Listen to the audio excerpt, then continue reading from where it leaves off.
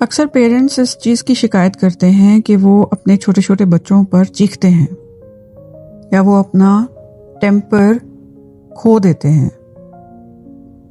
तो ये हो गए पेरेंट्स के टेम्पर टैंट्रम्स, जो कि अक्सर देखा जाता है कि सिर्फ बच्चों पर ही निकलते हैं। क्योंकि अगर आप उनसे ये सवाल करें कि क्या आप इसी तरह किसी सेल्स पर्सन या काउंटर पे जाके दुकान में अगर आप शॉपिंग कर रहे हैं, क्या आप इसी तरह चीखते हैं? आप अंडर स्ट्रेस है ना? That is what you tell yourself.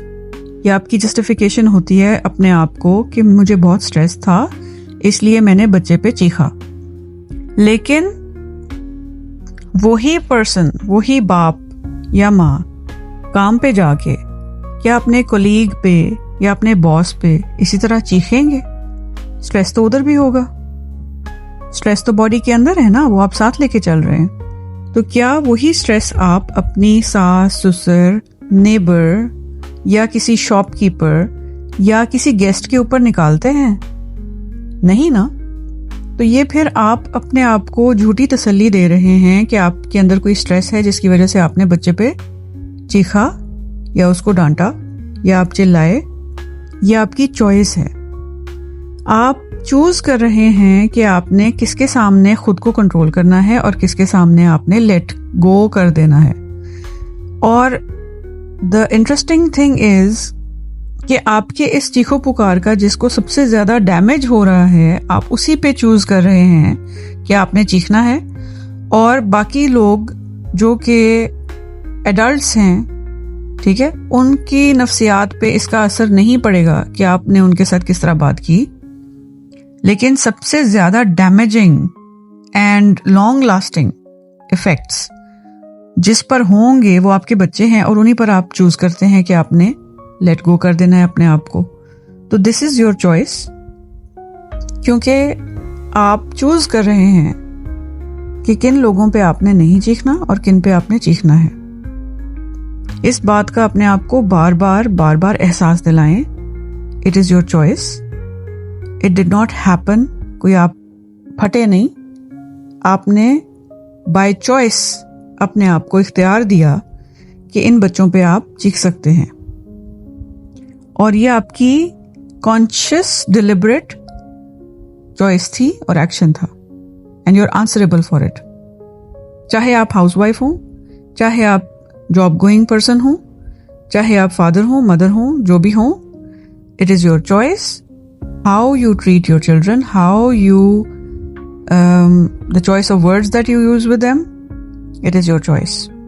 Because वही आप होंगे और सिनेरियो डिफरेंट होगा और ऑडियंस डिफरेंट होगी, तो एकदम से आपके अंदर बला का सेल्फ कंट्रोल आ जाएगा, क्योंकि आपको पता होगा कि अगला शख्स आपको कोई ना कोई हार्म करने की पोजीशन में है।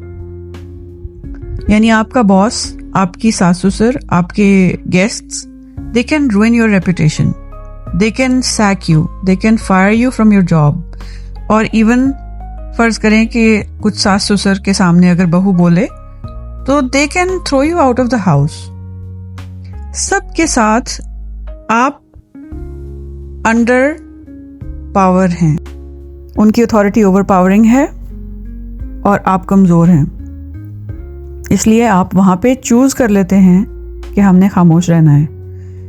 जैसे ही आप एक ऐसे सिनेरियो में आते हैं जहां पे आप मोर पावरफुल हैं और बच्चे कमजोर हैं, वो आपका कुछ नहीं बिगाड़ सकते, आप उनके ऊपर अनलीश कर देते हैं अपना सारा गुस्सा। ये आप बाय चॉइस कर रहे हैं, ये आपकी चॉइस है, डिलिबरेट है, and you are answerable for it. किसी किस्म की कोई बहाने यहाँ पर नहीं चलेंगे कि मैं रात को सोई नहीं, मैंने सारा दिन खड़े होकर बर्तन धोए, मैंने दफ्तर में इतना काम किया। No, these are not justifications that you can give for mistreating और abusing your children. This is mental harassment, this is abuse.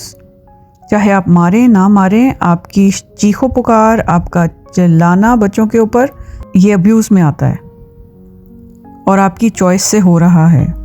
Please be mindful of this. अपना एनालिसिस करें, और एक इंसान कभी भी अपने आप को फिक्स नहीं कर सकता जब तक वो अपने साथ सच नहीं बोलता।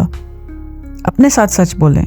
You can lie to your therapist, you can lie to me और some other therapist, but you cannot lie to yourself. If you're lying to yourself, then you're hopeless.